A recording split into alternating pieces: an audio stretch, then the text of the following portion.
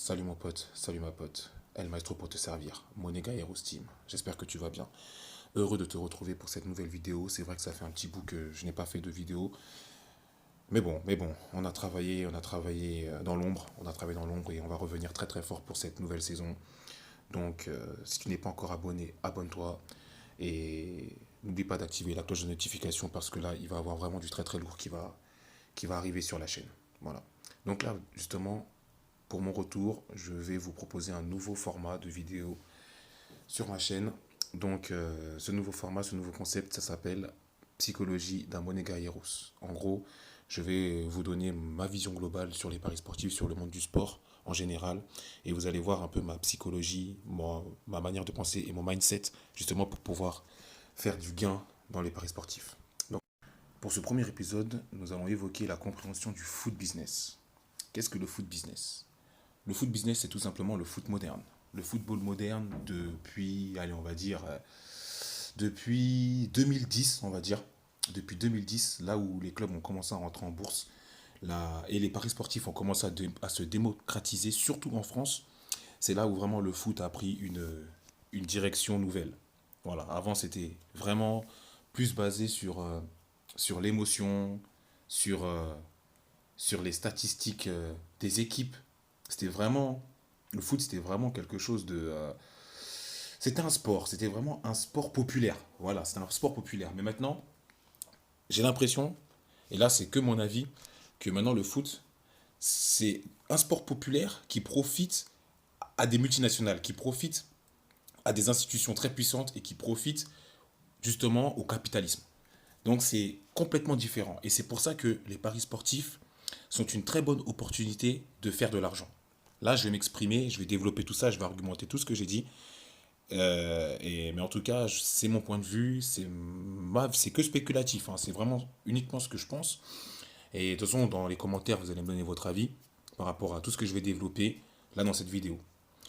Aujourd'hui, une équipe qui perd un match gagne de l'argent. Je vais vous donner un exemple, le FC Barcelone. Ils ont perdu 8-2 contre le Bayern, mais ils ont gagné encore plus d'argent. Pourquoi ils ont gagné plus d'argent?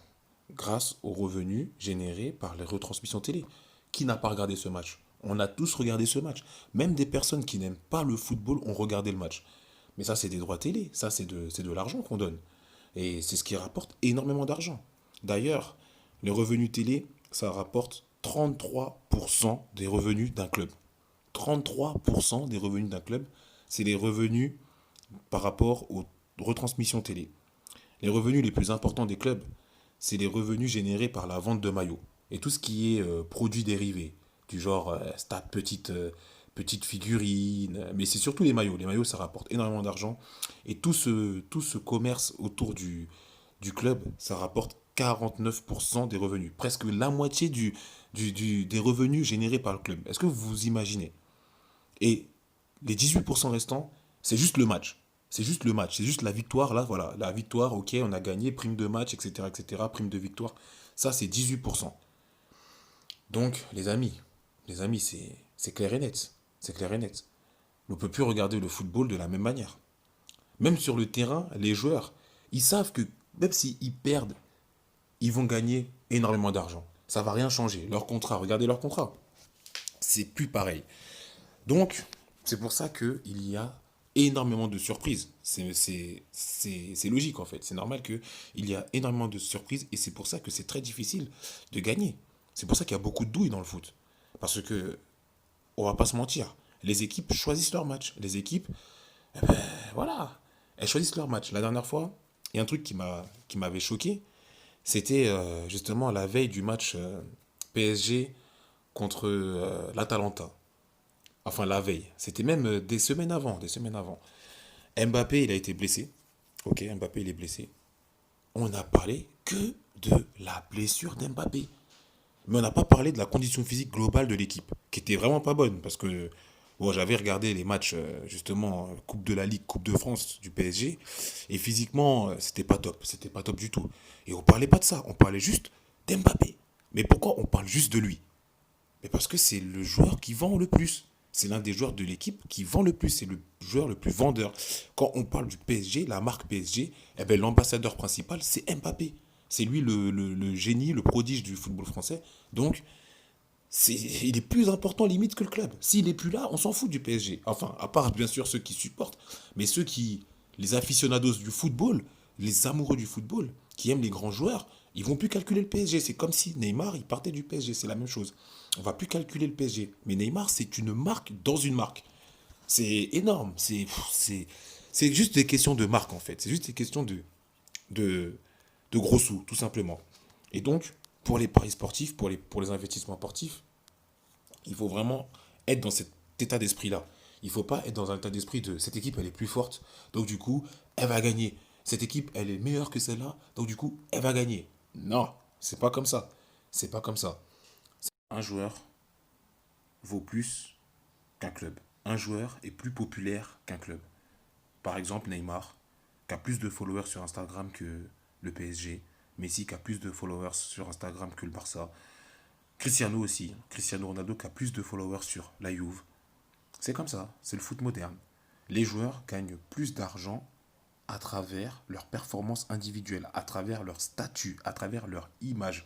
Ce sont des icônes, plus que le club, plus que l'institution. Et c'est pour ça, je suis bien content quand même que le Bayern a explosé le Barça. Parce que le Barça, c'est ça, ce sont des individualités. C'est Messi, c'est Suarez, c'est ça en fait. C'est des sommes d'individualités. Alors que le Bayern, c'est un bloc. C'est un bloc qui te rentre dedans, c'est un bus. Et j'espère que justement ça va remettre les choses en ordre. Et là, ça sera bon pour nous, justement pour les paris sportifs. Que justement, ça soit des groupes, ça soit des clubs, ça soit des grosses collectivités. Les résultats seront un peu plus raisonnables. Parce que si ton joueur, par exemple, on va dire le Barça, si Messi, il n'est pas en forme, le Barça perd le match. Et c'est ça qui nous tue dans les paris sportifs. C'est ça qui nous... c'est ça. C'est tout ce système qui fait que les paris sportifs sont vraiment très très durs à pronostiquer. Quand vous avez des équipes comme ça, comme le PSG ou comme le Barça, si les individualités ne sont pas en forme ou si les individus ne veulent pas faire le travail, si les individualités pensent à leur prochaine publicité qu'ils vont faire, à un moment donné, c'était comme ça avec le PSG. Là. Neymar, il faisait beaucoup de publicité, il était même plus concentré sur le terrain. Qu'est-ce qui s'est passé? Il s'est blessé. Et qu'est-ce qui s'est passé derrière? Eh ben le PSG, il s'est fait éliminer de la Ligue des Champions. Eh ben, le pari sportif, c'est, c'est, ça commence à devenir très très dur. Ça devient très très compliqué quand c'est comme ça. Alors que quand ce sont des collectivités, de gros collectifs qui jouent, bah vous êtes plus serein. Là, vous pouvez jouer sur l'équipe. Là, vous pouvez vous dire, oui, cette équipe-là, elle est meilleure. Voilà, on sait comment ça se passe et ils vont gagner. Et c'est ce qui se passe avec le Bayern. Regardez bien les résultats du Bayern. Pas beaucoup de défaites, hein. Pas beaucoup de défaites, pas beaucoup de surprises. Quand c'est des défaites, c'est vraiment contre des clubs qui sont vraiment à leur niveau, limite. À leur niveau. Mais c'est pas des petites équipes qui les tapent, des Dijon, des... Non, non, non, non, non. Ça, c'est pas possible. Parce que ça y est, Neymar, il n'a pas voulu jouer. Ça y est, non, c'est pas ça, c'est pas possible. Ce sont vraiment des grosses collectivités. Et donc, c'est comme ça que là, vous pouvez pronostiquer, vous pouvez vous faire une analyse sur l'équipe, sur cette équipe qui est plus forte que la deuxième équipe. Mais quand vous avez des équipes où il y a de très fortes individualités, ou que le jeu se base sur des individualités, vous ne pouvez pas pronostiquer, c'est trop compliqué. Et là, il faut se remettre aux cotes. Et c'est pour ça qu'il faut vraiment aussi apprendre à jouer sur les cotes. De toutes les façons, là, je suis en train de faire une formation que je vais bientôt vous en parler. De toute façon, je vais faire une vidéo où je vais vous parler de cette formation, où je vous explique comment investir vraiment sur le football comme un trader. Comment investir sur le football comme voilà, comme un chargé d'affaires. Parce que maintenant, c'est comme ça que ça se passe. Le football, c'est du business. C'est du business. Et donc, bah, pour gagner dans les paris sportifs, il faut s'y connaître dans le business. Il faut connaître le système. Donc là, c'est pour ça que je vous donne mon point de vue sur le système. Et depuis que j'ai cette mentalité-là, depuis que j'ai ce point de vue-là, bah, je suis de plus en plus gagnant sur mes paris sportifs. Après, oui, c'est vrai. Les paris sportifs, c'est pas du tous les jours. Tous les jours, tu vas pas gagner. Ça, c'est clair. Mais sur le long terme, tu vas être gagnant. Sur le long terme, si tu as compris le système, l'écosystème du foot moderne, tu vas gagner. Tu vas gagner, c'est sûr, sur le long terme, tu seras gagnant. Voilà, après, il faut être patient. Il faut être patient, il ne faut pas être pressé. C'est vrai que c'est dur, c'est de l'endurance, mais c'est comme ça que ça se passe. En 2020, n'importe qui peut faire de l'argent grâce aux paris sportifs sans même connaître quoi que ce soit dans le sport. Et cette tendance, je pense, va s'accentuer avec justement cette crise du Covid qui a déjà changé énormément de choses. Énormément de choses. On ne s'en rend pas compte, forcément, comme ça, d'un point de vue global. Mais il y a des petites subtilités qui montrent que vraiment, le monde du pari sportif, ça va donner. Ça va donner dans les années, dans les mois même. Là, même déjà, ça commence à donner déjà maintenant. Et dans les mois à venir, ça va être dingue. Parce que là, le monde du football, là, carrément, c'est de l'investissement. Si vous regardez un match de foot, il n'y a pas de spectateurs. Il n'y a que les joueurs qui jouent. Et vous pariez, quoi. Vous pariez sur ça. Encore avant, il y avait un peu cette magie. Avant le Covid, hein, je parle. Hein. Il y avait un peu cette magie de. Voilà, il y a deux équipes qui jouent. Il y a les supporters d'une équipe. Il y a des copes de supporters. Mais là, c'est deux équipes. C'est deux marchés pour moi. Pour moi, comment je vois le foot maintenant, et ça va être ma conclusion d'ailleurs, et un peu ma synthèse globale de tout ce que j'ai dit. Quand je regarde un match de foot, je vois deux marchés qui s'affrontent, deux marchés, voilà, deux marchés de 11 travailleurs qui se disputent une manche. Et toi, tu investis dessus. Tu poses une pièce, c'est de la bourse.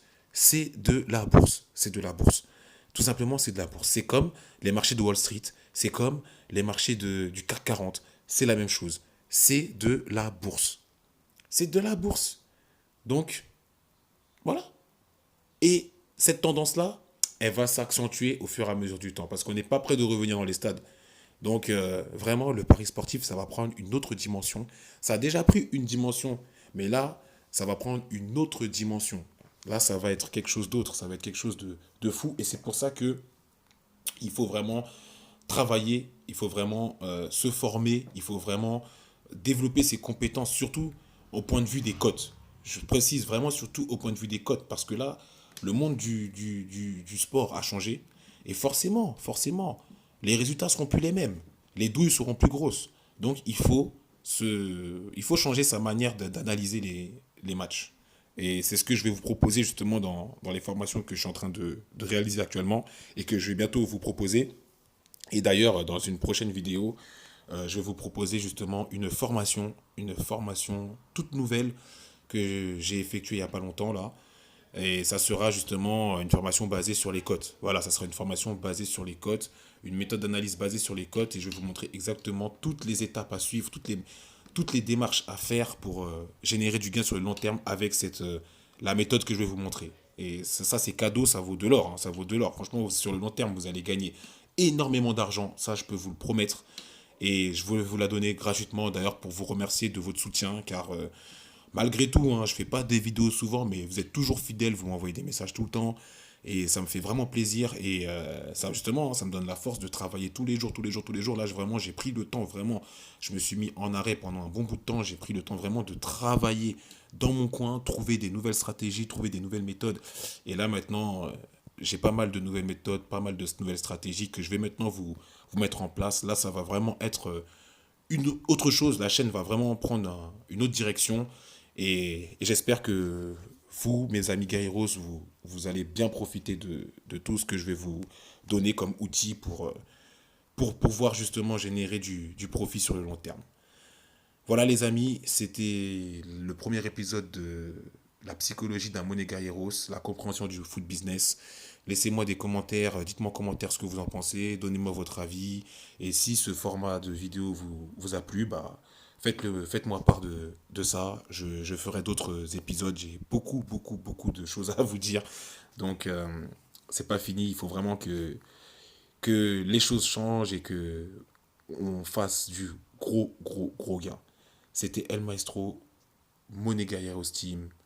À très vite pour une prochaine vidéo. Ciao!